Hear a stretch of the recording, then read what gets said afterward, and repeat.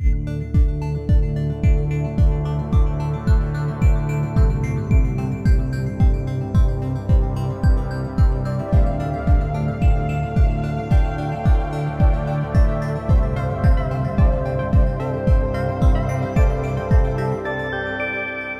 Kolkata, your daily dose of happiness.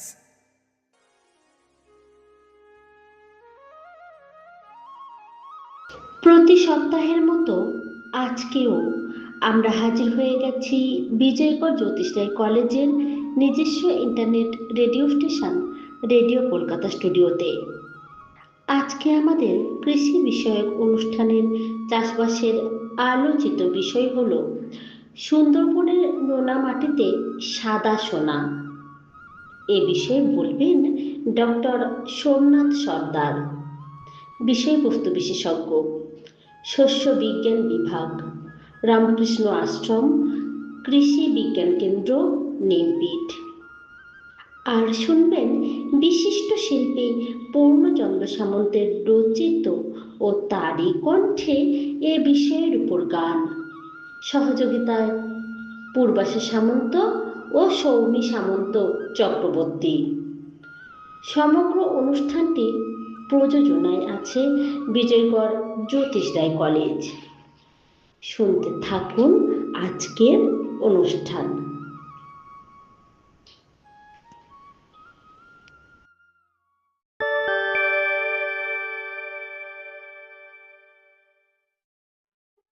Radio কলকাতার সকল শ্রোতা বন্ধুকে অনেক অনেক শুভেচ্ছা ও ভালোবাসা জানিয়ে শুরু করছি আজকের অনুষ্ঠান।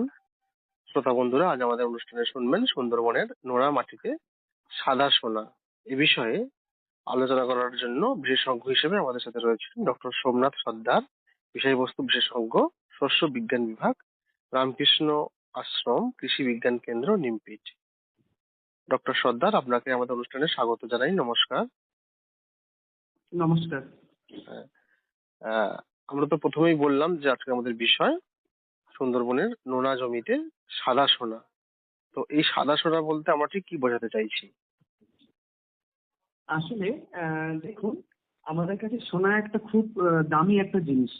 ঠিক। এই যে আমরা যেমন এই যে কয়লাকে কি বলি, কালো সোনা বলি, তো কারণ কয়লা খুব মূল্যবান একটা বস্তু বর্তমান সময়ে, তাই আমরা কয়লাকে কালো সোনা বলে থাকি। ঠিক তেমন সাদা সোনা বলতে অ্যাকচুয়ালি যে তুলো, যে তুলো বলতে গেলে আমাদের দৈনন্দিন জীবনে এতটা অপরিহার্য, তুলো ছাড়া বলতে গেলে আমাদের দৈনন্দিন জীবন চলবে না। যেমন ধরুন, আমরা দোকানে গেলেই বলি যে সুতির জামা দিই, বা যে কোনো হসপিটালে এমার্জেন্সি কি বলে ব্যান্ডেজ বাঁধতে গেলে তুলো লাগে, ড্রেসিং করতে গেলে তুলো লাগে, বা যে কোনো জায়গাতে আমরা বিশেষ করে পরিধানের ক্ষেত্রে তুলো অবশ্যম্ভাবী। এবং আমাদের বিশেষ করে কি বলে লেপ পোশাক থেকে শুরু প্রত্যেকটা জিনিসই তৈরি করতে কিন্তু তুলো দরকার হয়। তুলো এইটাকে বলা হয়, অ্যাকচুয়ালি তুলোকে বলা হয় হোয়াইট গোল্ড বা সাদা সোনা। সেই জন্যই অ্যাকচুয়ালি সুন্দরবনের যে মাটি আছে, নোনা মাটি, সেই মাটিতে অ্যাকচুয়ালি তুলো চাষ যে করা সম্ভব, এই তুলো চাষটি আমরা অ্যাকচুয়ালি বলছি যে সুন্দরবনের নোনা জমিতে সাদা সোনা ফলানো। আচ্ছা, তাহলে আপনি বলছেন সত্যি এই চাষটা সম্ভব, তাই তো, সুন্দরবনের মাটিতে? তাহলে চাষিরা কেন করবেন, মানে লাভ তাদের কিভাবে আসবে যদি বুঝিয়ে বলেন। দেখুন, এই যে সুন্দরবনের মাটিতে এত ফসল থাকতে কেন তুলো চাষের কথা বলছি, তার বিভিন্ন কারণ আছে। আমি যদি একটু বিশদে ব্যাখ্যা করি, সেক্ষেত্রে দেখুন, সবচেয়ে আমরা যে সুন্দরবনের কথা বলছি, সুন্দরবনের বেশ কিছু সমস্যা আছে। আমরা সুন্দরবনের মানুষের জন্য একটা কথা বলে থাকি যে সুন্দরবনের মানুষের বর্ষাকালে জলে কষ্ট, গরমকালে জলও কষ্ট। কারণ কি, আমাদের যেমন সুন্দরবন অঞ্চলে বিশেষ করে সাউথ 24 গনাস বা দক্ষিণ 24 পরগনার যে অঞ্চলগুলো আছে, যেখানে সারা বছর প্রায় 1800 মিলিমিটার বৃষ্টিপাত হয়, যার মধ্যে প্রায় 1400 মিলিমিটার বৃষ্টিপাত সেটা হচ্ছে কি একদম মানে জুন থেকে সেপ্টেম্বরের মধ্যেই হয়। খুব মানে অনেকটা পরিমাণ জল বৃষ্টিপাত খুব কম সময়ের মধ্যে হয়। এবং সেই জন্য এখানে প্রায় 70% জমি, 70% জমি নিচু জমি হওয়ার জন্য পুরো জলটা কিন্তু জমিতে দাঁড়িয়ে যায়। এটা যেমন একটা কষ্ট, তেমন সেই সঙ্গে সঙ্গে গরমকালে যদি আমি একটু দেখি, গরমকালের জন্য কিন্তু আরেকটা সমস্যা হচ্ছে কি, এই সময় জলের প্রচন্ড অভাব দেখা যায়। এবং কি অনেক মানুষ আছে যারা জলকষ্টের জন্য আমাদের নদী, খাল বিল, মানে আমাদের যেসব জায়গায় যে খাল বিলগুলো রয়েছে সেখানে জল থাকে না প্রথমত। এমনকি বেশ কিছু ক্রপের ক্ষেত্রে 2 থেকে 3টে ইরিগেশন দিতেই, সেচ দিতেই কিন্তু জলের অভাব দেখা যায়। তো সেই জন্য আমরা যদি, যত দিন যাচ্ছে মানুষ কি করছে যে একটু যদি জলের বন্দোবস্ত হয়, সবাই বোরো ধানের চাষ করছে, বোরো ধানের চাষ করছে। কিন্তু আমরা কিন্তু কেউ ভাবি না যে বোরো ধান চাষ করতে গেলে যে পরিমাণ জলের প্রয়োজন হয় সেই জলটা কোথা থেকে আসছে। সাধারণত যদি কোনো চাষি 1 বিঘা জমি বোরো ধান চাষ করেন এবং মিনিমাম যদি 1 বিঘা জমিতে 10 বস্তা ধান হয় এবং তাতে যদি প্রতি বস্তাতে যদি 50 কেজি করেও যদি ধান থাকে, তাহলে প্রায় 5 কুইন্টাল বা 500 কেজি ধান উৎপন্ন হয়। আর 1 কেজি ধান তৈরি হতে প্রায় 4 থেকে 5,000 লিটার জলের প্রয়োজন হয়। তো সেই জায়গাটায় দাঁড়িয়ে প্রায় আমরা যদি হিসাব করে দেখি, 500 ইন্টু 4,000 লিটার, প্রায় 20 লক্ষ লিটার জল লাগে, যেটা কিন্তু মানুষ কি করে না মাটির তলা থেকে জলটা তোলে। মাটির তলা থেকে জল তুলতে গেলে প্রথমে কি যে লবণাক্ত জল ওঠে সেটা তো আমরা ব্যবহার করতে পারি না। মেনলি যে জলটা ব্যবহার করা হয় সেটা মাটির অনেক গভীর থেকে, প্রায় 1000 ফুটের নিচের মাটির জল কিন্তু ব্যবহার করা হয়। ফলে যে সমস্যাটা হয়ে দাঁড়ায়, এই যে পরিমাণ খাবার জল তুলে আমরা চাষের কাজে লাগাচ্ছি, তাতে কিন্তু ভবিষ্যৎ প্রজন্মের জন্য আগামী 10 থেকে 15 বছর পরে কিন্তু জলের যে সংকটটা দেখা দেবে, সেই সংকটটার জন্য কিন্তু খুব আমাদের মানে একটা হয়ে আছে। তো সেই জায়গাটা দাঁড়িয়ে আমার মনে হয় যদি সেই সমস্ত চাষ করা উচিত, যে সমস্ত চাষ করতে গেলে খুব কম জল দরকার হয়, সেই সমস্ত চাষই করা দরকার। তার মধ্যে তুলোর এমন একটি ফসল যেখানে খুব কম পরিমাণ জল লাগে, মাত্র 2 থেকে 3টে সেচ হলেই আমরা কিন্তু তুলো চাষ ঠিকঠাক করে করতে পারবো। তো এটা একটা মূল কারণ সুন্দরবনের মাটিতে তুলো চাষ করার, কারণ কি খুব কম পরিমাণ জল লাগে। এটা যেমন আরেকটা কারণ হচ্ছে আমাদের সুন্দরবনের বেশিরভাগ মাটি কিন্তু নোনা জমি, বেশিরভাগ মাটি নোনা জমি, এবং নোনা থাকার জন্য আমাদের চাষিরা কিন্তু খুব বেশি ফসল চুজ করতে পারে না।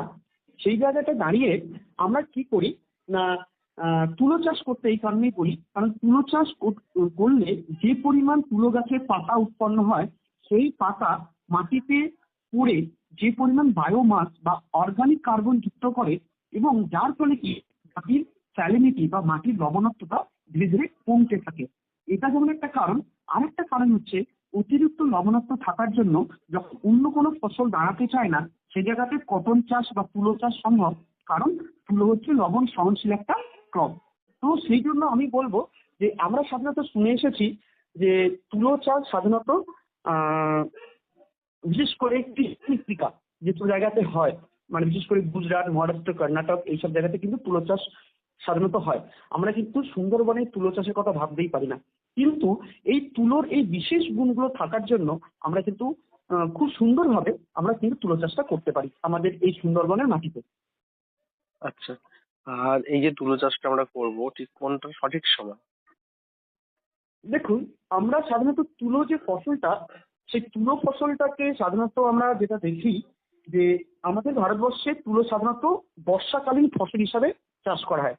আমাদের যেসব জায়গাতে অ্যাকচুয়ালি কৃষ্ণমৃত্তিকা অঞ্চল, যেসব জায়গাগুলো আছে, মহারাষ্ট্র, গুজরাট, কর্ণাটক বা তামিলনাড়ু, এই যে জায়গাগুলোতে তুলো চাষ হয়, সেগুলোতে সাধারণত বর্ষাকালীন ফসল হিসেবে চাষ হয়। কিন্তু একটা মানে বিশেষ ব্যাপার হলো, আমাদের এই সুন্দরবনের অঞ্চলে অ্যাকচুয়ালি তুলোটা শীত গ্রীষ্মকালীন ফসল হিসাবে চাষ করা হয়।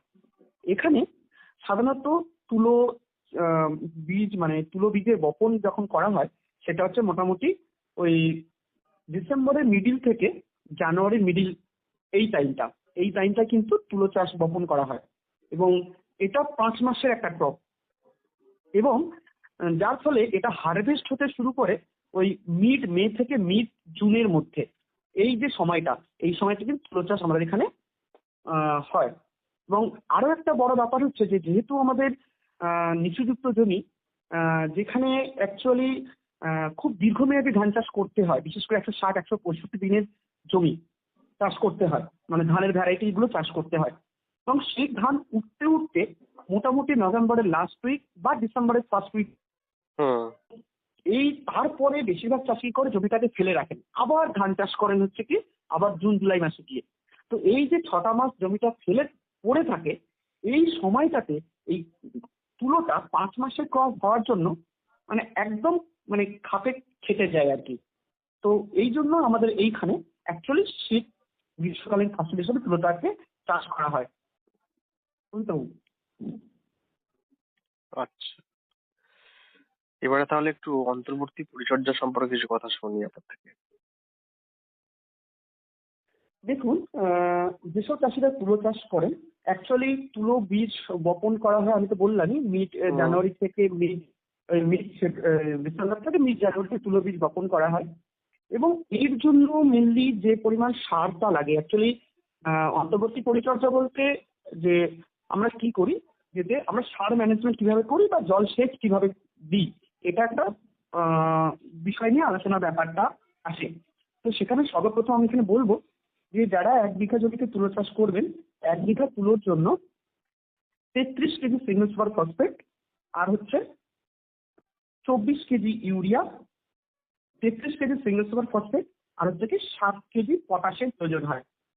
সেক্ষেত্রে প্রথম অর্ধেক নাইট্রোজেন মানে হচ্ছে কি 12 কেজি মতো urea, 33 kg single super phosphate ও 7 কেজি পটাশ পুরোটাই মূল সার হিসাবে কিন্তু জমিতে দিতে হয়। মানে একদম বীজ বপন করার আগে পুরো জমিতে ছড়িয়ে দিয়ে ভালো করে মাটির সাথে মিশিয়ে তারপরে বীজ অ্যাকচুয়ালি বপন করতে হয়।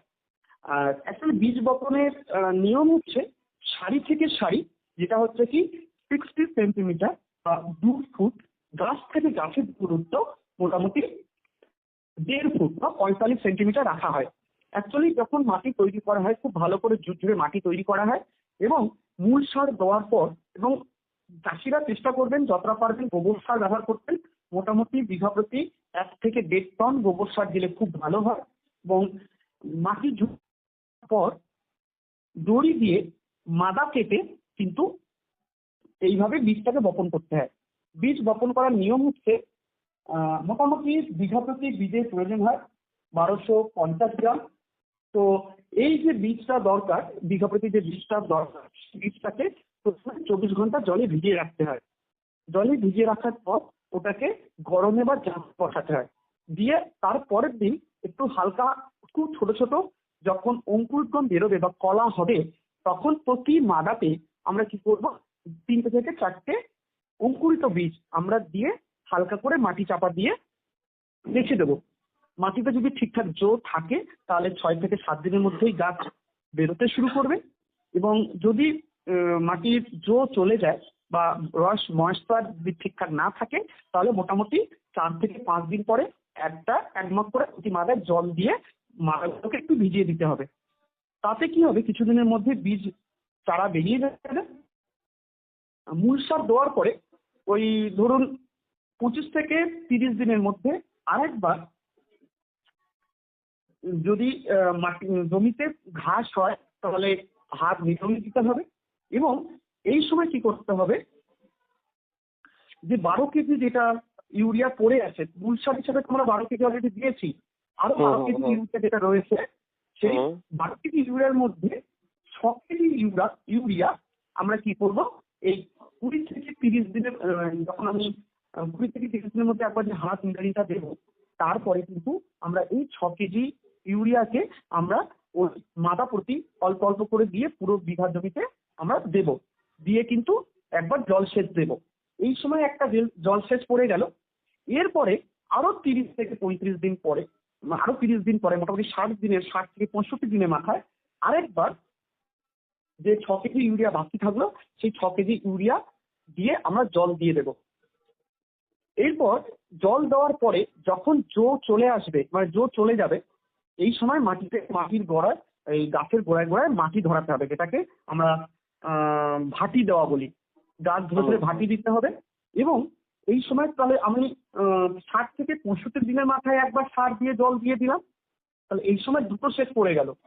এরপরে নেক্সট সেচ যেটা হচ্ছে 3য় নম্বর সেচ, সেটা বললাম যে 100 থেকে 110 দিনের মধ্যে এই সময় যখন ফুল আসবে মোটামুটি এপ্রিল মাসের মাঝামাঝি সময় কিন্তু গাছের ফুল আসবে। এই সময় কিন্তু আরেকটা সেচ দিতে হবে। এই গেল টোটাল 3টে সেচ। মোটামুটি 3টে সেচ যদি ঠিকঠাক দেওয়া যায় তাহলে কিন্তু আমাদের তুলো চাষ খুব সুন্দর হবে। যেটা হলো একদম 25 থেকে 30 দিনের মাথায় একটা সেচ দিতে হবে সার দিয়ে, 6 কেজি ইউরিয়া দিয়ে বিঘা প্রতি। আর নেক্সট সার দিতে হবে 60 থেকে 65 দিনের মাথায়, যেটা 6 কেজি ইউরিয়া দিয়ে একবার জল দিতে হবে। এবং সেই জল দেওয়ার পরে যখন মাটি শুকনো হয়ে আসবে তখন একবার ভাটি দিতে হবে। এবং নেক্সট জল আমরা কখন দেবো, সেচ দেবো, সেটা হচ্ছে কি 100 থেকে 110 দিনের মাথায় ফুল আসার সময়। এই হচ্ছে মধ্যবর্তী পরিচর্যা তুলো গাছের ক্ষেত্রে। বাবু। আচ্ছা,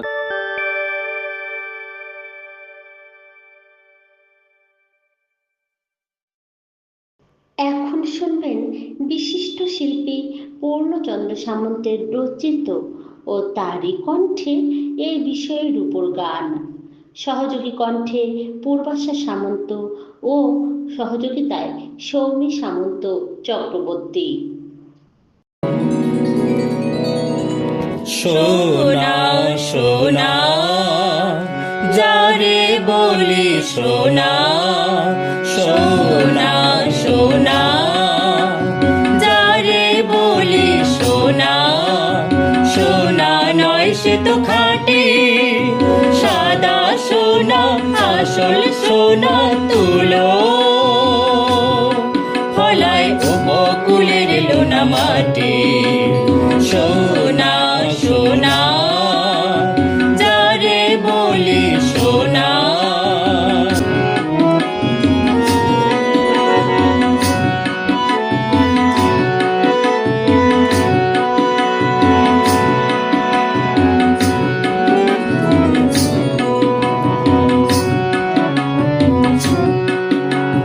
মাটির থেকে উঠলে ফসল বড়, তুলোর বীজ সেথায় বপন করো।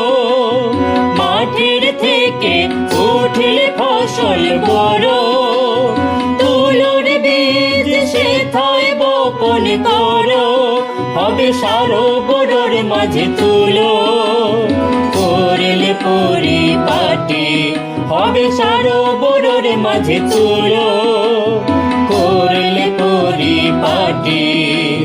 সোনা সোনা যারে বলি সোনা, সোনা নয় সে তো খাঁটি সাদা সোনা, আসল সোনা তুলো ফলায় উপকূলের লোনা মাটি। সোনা সোনা যারে বলি সোনা।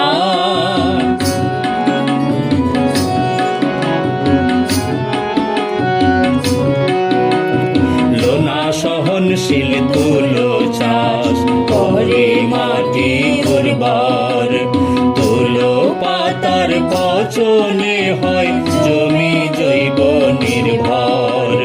লোনা সহনশীল তুলো চাষ করে মাটি উর্বর, তুলো পাতার পচনে হয় জমি জৈব নির্ভর। বছর বছর করলে তুলো চাষ মাটির লোনা হবে অনেক হ্রাস। বছর বছর করলে তুলো চাষ মাটির লোনা হবে অনেক হ্রাস।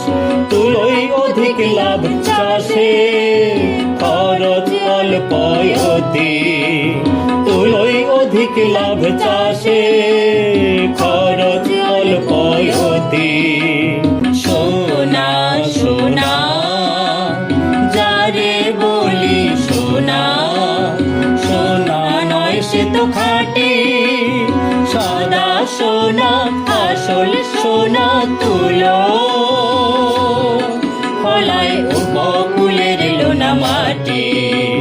সোনা সোনা যারে বলি সোনা, সোনা সোনা যারে বলি সোনা, সোনা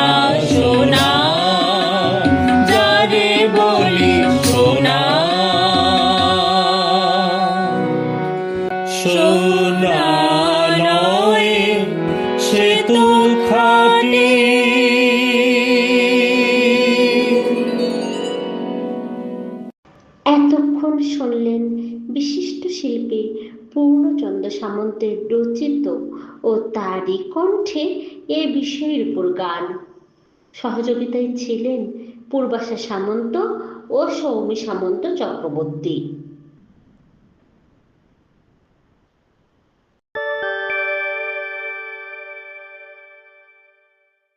সেইভাবে আমরা তো যে কোনো চাষবাস করি লাভের জন্য। এবারে যদি একটু লাভের ব্যাপারটা বলেন বা কোথায় আমরা বিক্রি করতে পারবো, হ্যাঁ, সেটাকে জানলে পারলে পরিষ্কার হবে জিনিসটা, আমরা কিভাবে চাষ করব বা কতখানি করব, কতটা এগিয়ে আসবো। আচ্ছা, একদম খুব ভালো একটা কোশ্চেন করেছেন যে কোথায় ওরা কিভাবে লাভ হবে। হুম হুম হুম। তো আমি তো বলে থাকি, বলি যে সত্যি কথা, তাই চাষিরা যে চাষ করবেন তারা কতটা লাভ পাবেন এটা সত্যি জানা খুব দরকার। লাভ না হলে কেন চাষিরা করবেন, সত্যি তো তাই। তো সেই জায়গাটা আমি বলবো যে সাধারণত বিঘা প্রতি তুলো চাষ যদি ঠিকঠাক করে করা যায়, আমরা যত্ন সহকারে যেমন ধান চাষটা করি ঠিক তেমন ভাবে যদি খুব যত্ন সহকারে চাষিরা ধান চাষটা করে থাকেন, তাহলে মোটামুটি আমাদের এখানে সুন্দরবন অঞ্চলে যেসব চাষিরা তুলো চাষ করেন অ্যাকচুয়ালি, বিশেষ করে আমাদের সুন্দরবনের পাথরপ্রতিমা ব্লকে ধর্মগোপালপুর, লক্ষ্মীজনকপুর, কুইয়েমুড়ি বা দক্ষিণ কাশীনগর, আমাদের জয়নগর 2 ব্লকের রানাঘাটা, চৌথিয়া বা বাইশহাটা, এদিকে শাকবিয়া, কাষ্টমহল, হানারবাটি, এই যে অঞ্চলগুলো আছে এইসব অঞ্চলগুলোতে প্রচুর পরিমাণে তুলো চাষ হয়। এবং এছাড়া বিভিন্ন ব্লকে বিশেষ করে নামখানা, মন্দির বাজার, মথুরাপুর 1, মথুরাপুর 2 বিভিন্ন জায়গাতে কিন্তু কাকদ্বীপ এইসব ব্লক কিন্তু তুলো চাষ হচ্ছে। যারা যারা তুলো চাষ করছেন মেনলি খুব ভালো চাষি যারা অনেকদিন ধরে তুলো চাষ করছেন, তারা মোটামুটি বিঘা প্রতি প্রায় 3.5 থেকে 4 কুইন্টাল করে কিন্তু তুলো দেন। তো আমি যদি গড়ও ধরি বিঘা প্রতি নাই করেও 2.5 কুইন্টাল কিন্তু তুলো অবশ্যই হবে।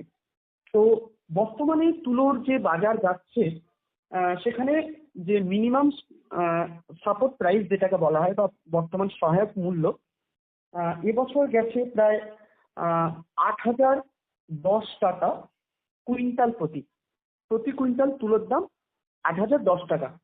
তো সেই হিসাব করে যদি আমি দেখি, মোটামুটি 2.5 কুইন্টাল মানে 8 দুগুণ ধরুন 16,000, ওই প্রায় 20-21 হাজারের কাছাকাছি কিন্তু চাষিরা এক বিঘা জমি থেকে পেতে পারেন।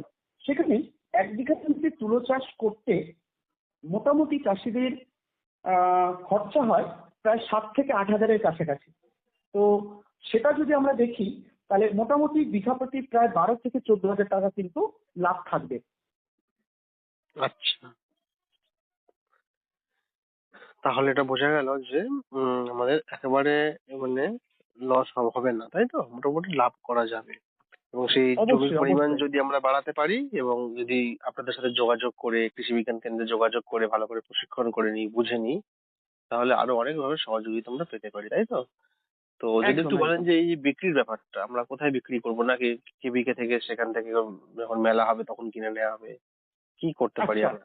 এই জায়গাটা বলি যে ধরুন যারা যারা ধান চাষ করেন, সাপোজ যারা ধান চাষ করেন তারা সাধারণত পার্শ্ববর্তী যেসব দোকানগুলো থাকে সেখানেও বিক্রি করতে পারেন, বা আমাদের যেসব ধানের মান্ডিগুলো থাকে সব কিন্তু আপনারা ধান বিক্রি করতে পারেন।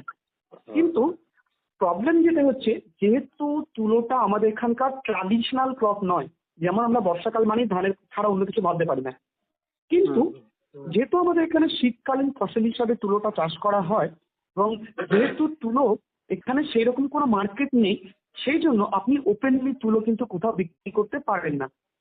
তাহলে চাষিরা কেন চাষ করবে? তাহলে যদি নাই বিক্রি করতে পারে তাহলে কেন চাষ করবে?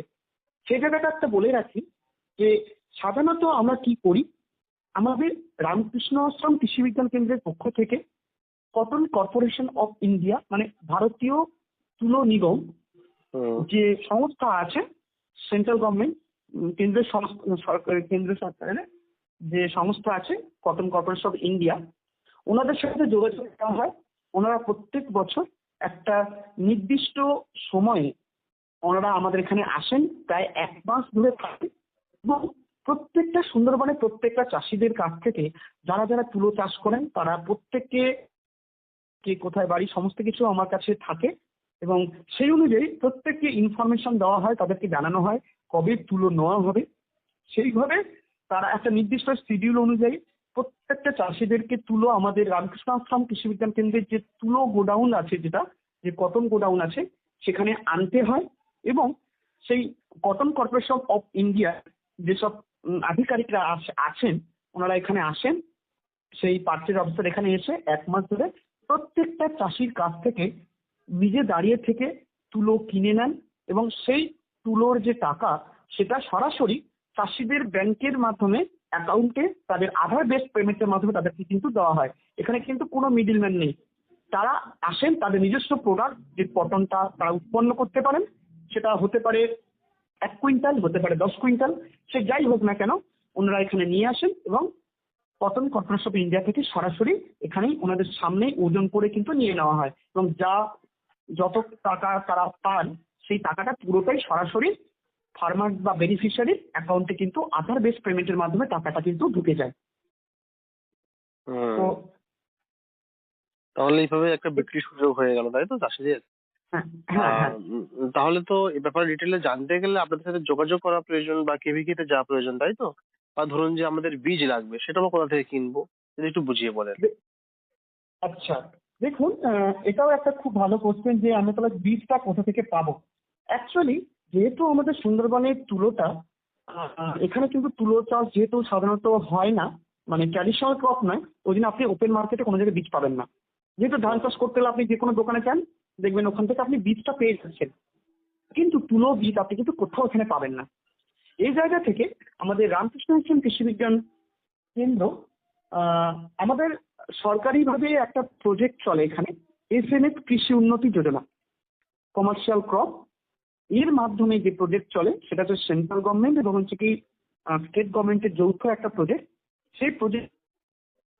সেই ফান্ড থেকে আমরা কি করি, সেই সহায়তায় আমরা যেসব চাষিরা এখানে তুলো চাষ করেন, ইচ্ছুক যারা যেসব চাষিরা বা যারা তুলো চাষ করেন, প্রত্যেকটা চাষিকে আমরা কিন্তু বীজ বা সার, ওষুধ বা বায়ু কন্ট্রোল থেকে শুরু করে সিড ট্রিটিং কেমিক্যাল থেকে শুরু করে সমস্ত কিছু কিন্তু বিনা পয়সায় কিন্তু আমরা চাষিদেরকে ডিস্ট্রিবিউট করে থাকি। তো একটু আগে কিছু লাভের কোশ্চেনটা আসছিল, তখন আপনাদের আমি বললাম যে বিঘা প্রতি 7 থেকে 8 হাজার টাকা খরচা হয়। যদি চাষি সমস্ত কিছু নিজে খরচা করে তখন কিন্তু এই খরচাটা হয়। যেহেতু প্রজেক্টের মাধ্যমে এই সবগুলো যে ইনপুটগুলো আছে যেগুলো আমরা ডিস্ট্রিবিউট করে থাকি, চাষিদেরকে বিনা পয়সা দেওয়া হয়, সেহেতু চাষিদের কিন্তু খরচটা কিন্তু আরো অনেকটাই কমে যায়। প্রায় 4 থেকে 5 হাজার টাকার মধ্যে কিন্তু খরচা হয়। সেক্ষেত্রে লাভটা দেখতে গেলে কিন্তু আরো বেশি লাভ থাকে চাষিদের। আচ্ছা, আর বীজের ব্যাপারটা কি আপনি বললেন যে তারা যোগাযোগ করতে পারেন, তাই তো? হ্যাঁ, অবশ্যই যে কোনো চাষি যদি তুলো চাষ করতে চান, বিশেষ করে আমাদের সুন্দরবন এরিয়াতে, আমাদের এই অঞ্চলে বিশেষ করে সাউথ টোয়েন্টি পরগনা অঞ্চলে যেসব ব্লকগুলো আছে, প্রত্যেকটা ব্লকে যদি কোনো চাষি তুলো চাষ করতে চান, তারা আমার সাথে যোগাযোগ করতে পারেন অথবা আমাদের রামকৃষ্ণ আশ্রম কৃষি বিজ্ঞান কেন্দ্রে আসতে পারেন এবং এখানে যোগাযোগ করলেই একটা যে নির্দিষ্ট সময়ে মানে বীজ দেওয়া হয় তার আগে যদি যোগাযোগ করেন তাহলে নিশ্চয়ই নির্দিষ্ট সময়ে তারা বীজ, সার বা ঔষধ পাবেন। তার জন্য বেশি কিছু লাগে না, মেনলি একটি আধার কার্ডের জেরক্স এবং তাতে ফোন নাম্বার এসে জমা দিতে হয় এবং তিনি কত বিঘা জমি চাষ করবেন সেই হিসাবে এখানে জমা দিলে তাদেরকে কিন্তু দেওয়া হয়। আচ্ছা, এবং কোনো চাষি যদি মনে করেন যে আমি চাষটা যে করবো, চাষটার সম্বন্ধে আমার ডিটেলস কোনো আইডিয়া নেই, কোনো জ্ঞান নেই কিভাবে চাষ করব, সেক্ষেত্রে আমরা কি করি, এখানে বিভিন্ন সময় সারা বছর ধরে কিছু না কিছু ট্রেনিং করে থাকি। তো যদি চাষি মনে করেন যে আমি তুলো চাষ সম্বন্ধে ট্রেনিং নেব, সেক্ষেত্রে কিন্তু আমাদের এখান থেকেও কিন্তু থাকা খাওয়া ফ্রিতে দিয়ে আমরা কিন্তু এখানে ট্রেনিং করাই চাষিদেরকে। সেক্ষেত্রে চাষিরাও কিন্তু এখানে যোগাযোগ করতে পারে যে আমি তুলো চাষের ট্রেনিং নেব এবং তাদের কিন্তু তুলো চাষের জন্য ট্রেনিং দেওয়া হতে পারে। আচ্ছা, তাহলে মোটামুটি আমাদের অনুষ্ঠান একটু এগিয়ে গেছি, আমরা শেষ করব। তো অল্প কিছুক্ষণ সময় রয়েছে আমাদের হাতে। তো আপনি টোটাল বিষয়টা যদি একটু প্রথম থেকে বুঝিয়ে বলেন এবং একদম শেষে যদি চাষিদের উদ্দেশ্যে যদি এক কথা বলেন, কি করতে পারি আমরা? দেখুন, আমি এটুকুই বলবো, তুলো চাষ যদি আপনারা করেন তো সেক্ষেত্রে বলবো যে আমাদের ভবিষ্যৎ প্রজন্ম কিন্তু বাঁচবে, কারণ তুলো চাষের জন্য যে পরিমাণ জল লাগে খুবই কম। সেই জায়গাটায় যেসব চাষিরা বোরো ধানের চাষ করছেন এবং আপনারা নিজেরাই জানেন না যে পরিমাণ জল বোরো ধান চাষ করতে খরচা করছেন সমপরিমাণ জল দিয়ে কিন্তু আপনি প্রায় আরো তার 5 গুণ জমিতে কিন্তু তুলো চাষটা করতে পারবেন। শুধু তাই নয়, তুলো বর্তমান সময়ে যে পরিমাণ অপরিহার্য হয়ে আসছে সে জায়গাটাও বলবো এটা খুব ভালো একটা ক্যাশ ক্রপ, আপনার নির্দ্বিধায় করতে পারেন। শুধু বিক্রি তাই নয়, লাভের একটা অ্যাসিওরেন্স রয়েছে এবং একটা বিক্রি করার নির্দিষ্ট একটা সুনির্দিষ্ট জায়গা আছে যেখানে আপনি প্রোডাকশন করলে কিন্তু বিক্রি করতে পারবেন। তো এদিক থেকে বলবো যেসব চাষিরা তুলো চাষ করতে ইচ্ছুক তারা অবশ্যই যোগাযোগ করুন এবং আপনাদের নিজের ভবিষ্যৎ প্রজন্ম আছে তাদেরকে বাঁচান। এবং শুধু তাই নয়, তুলো চাষ করলে মাটির উর্বরতা বাড়ে, মাটির স্বাস্থ্যগুণ ফিরে আসে এবং মাটি যদি লবণাক্ত থাকে তাকে কিন্তু ধীরে ধীরে আপনি নর্মাল মাটিতে পরিণত করতে পারবেন। সেই মাটিতে আপনি পরবর্তীকালে কোনো চাষি যদি টানা 4 থেকে 5 বছর তুলো চাষ করেন এবং তুলো চাষে করার পরে ওই বৃষ্টির আগে যখন তুলোটা তুলে নেন তখন কিন্তু ওই পাতাগুলো মাটিতে ঝরে পড়ে যে পরিমাণ জৈব জমিতে মানে অ্যাড হয় বা যুক্ত হয় তাতে কিন্তু মাটির স্যালিনিটি ধীরে ধীরে কমতে থাকে। ফলে কিন্তু আপনি ওই জমিগুলোকে পরবর্তীকালে অন্য ফসলের জন্যও কিন্তু ব্যবহার করতে পারবেন, যেখানে লবণাক্ততা থাকার জন্য অন্য কোনো ফসল চাষ হচ্ছিল না। তো সেই জন্য চাষিদেরকে বলবো যে আপনারা এগিয়ে আসুন, তুলো চাষ করুন। তুলো চাষে কিন্তু যথেষ্ট লাভ আছে। আচ্ছা, তাহলে যারা আমাদের অনুষ্ঠান পরে শুনতে শুরু করেছেন তাদের জন্য যদি সংক্ষেপে একটা জিস্ট বলে দেন, মোটামুটি আমরা কোন মাস নাগাদ চাষ করব, কেমন মাটি দরকার, কেমন আবহাওয়া দরকার, মোটামুটি যেটুকু আমরা আলোচনা করলাম সেটুকু যদি একটু সংক্ষেপে 2 মিনিটে বলে দেন। দেখুন, আবহাওয়ার যদি কথা বলতে চান বলতে পারি যে দেখুন আমরা কিন্তু আর একটা বড় সমস্যা আমাদের থাকে যে যখন কোনো ফসল করি সেই ফসলের রোগ পোকামাকড় নিয়ে আমরা কিন্তু খুব বড় চিন্তা করি। তো যেহেতু আমাদের এখানে আমাদের তুলোটা চাষ হয় সেই জন্য আমরা জানি তুলোতে সব থেকে বেশি হেলিকোভার্পা বলে একরকম পোকা আছে যেটা কিন্তু খুব লাগে। কিন্তু যেহেতু আমাদের এখানে শীতকালীন ফসল সেই জন্য সেই পোকা কিন্তু যেটা বলা হয় যে কটন বোল ওয়ার্ম, যেটা হচ্ছে কি বোল মানে কটনের যে ফলগুলো হয় তাকে ছিদ্র করে যেটা খেয়ে নেয় আর কি, সেই পোকা কিন্তু আমাদের এখানে কিন্তু লাগে না। শুধু তাই নয়, মেনলি যে পোকাটা লাগে যে সাধারণত ভনভনে বলে থাকে চাষিরা, শোষক জাতীয় পোকা, সেটাকে কন্ট্রোল করার জন্য আমরা আগে থেকে যেহেতু কেমিক্যাল বা বিষ সার ওষুধ দিয়ে থাকি দিয়ে দিই, তো সেজন্য কিন্তু খুব একটা অসুবিধা হয় না। এবং এখানে যে আমাদের আবহাওয়া বিশেষ করে শীতকালীন ফসলের কিন্তু হিসাবে তুলো কিন্তু খুবই একটা গুরুত্বপূর্ণ ফসল, আপনারা কিন্তু অবশ্যই চাষ করতে পারবেন।